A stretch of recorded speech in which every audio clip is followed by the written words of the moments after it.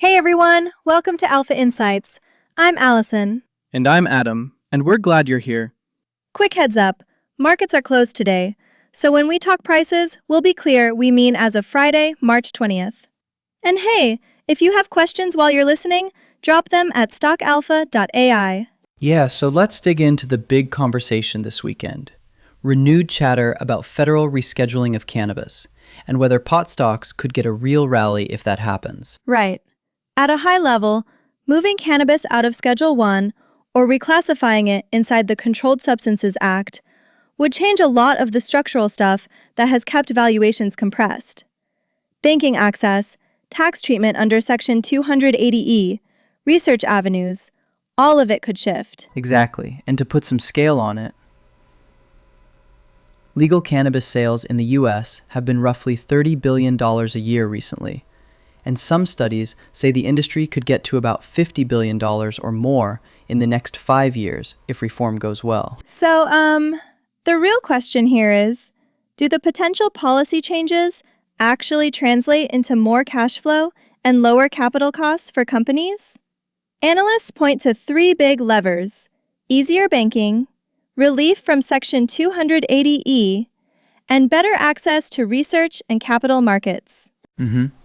If banks can more freely take deposits and lend to cannabis businesses, the cost of capital should come down. For capital-intensive multi-state operators, that matters a lot. Less dilutive equity raises, cheaper debt, those add up. And the tax angle isn't trivial. Changes to 280E could push margins up by mid-single-digit to low double-digit percentage points for established operators, which could mean double-digit upside to free cash flow in the best cases. That's the kind of improvement that can drive multiple expansion. Yeah, that's a good point. But we should be clear. Some of this is already priced in. The big cannabis exchange-traded fund and names like Trulieve, Green Thumb, Cresco Labs, Curaleaf, and Verano have moved on partial policy optimism. Right, and remember what happened in December? There was a rally tied to an executive order, but it faded. Investors wanted clarity on how quickly changes would be implemented and whether exchanges and custodians would actually allow normal trading and custody. So what are the catalysts to watch? Administrative signals from agencies, public guidance, or congressional hearings could move sentiment fast. Legislative fixes, banking reform, or explicit 280E relief from Congress would be bigger and more durable, but also harder politically. There are also real execution risks. Operators still wrestle with supply chain issues, state compliance, and state taxes. Rescheduling won't magically fix those. And macro headwinds, like higher interest rates or a broad market pullback, could mute any policy-driven re-rating. Good point. Also, March 20th was Quadwitch, the big options expiration that fell on the last trading day, Friday, March 20th. So that cleared some positioning. A lot of the near-term options flow to watch is now on strikes for June 18th. So, two views. Optimistic case. Rescheduling unlocks banking and tax relief. Margins expand, multiples normalize, and we get a multi-year bull market for public cannabis names. Conservative case.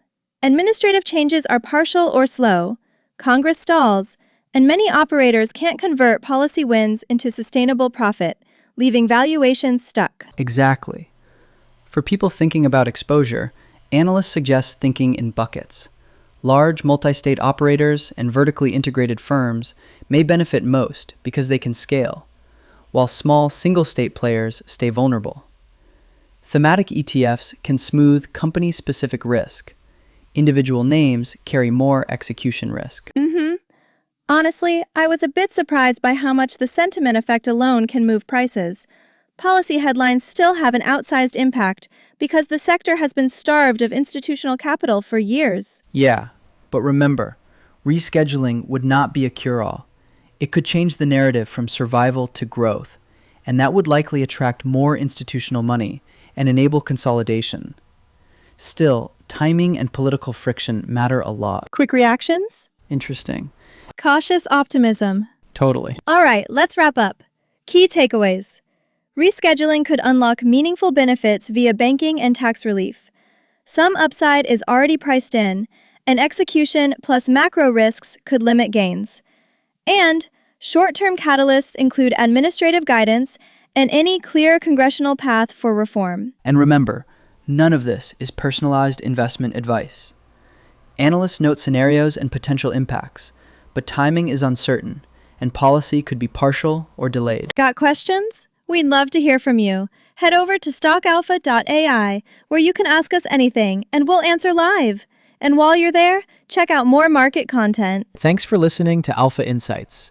We'll be back with more market context heading into the next trading day, Monday, March 23rd.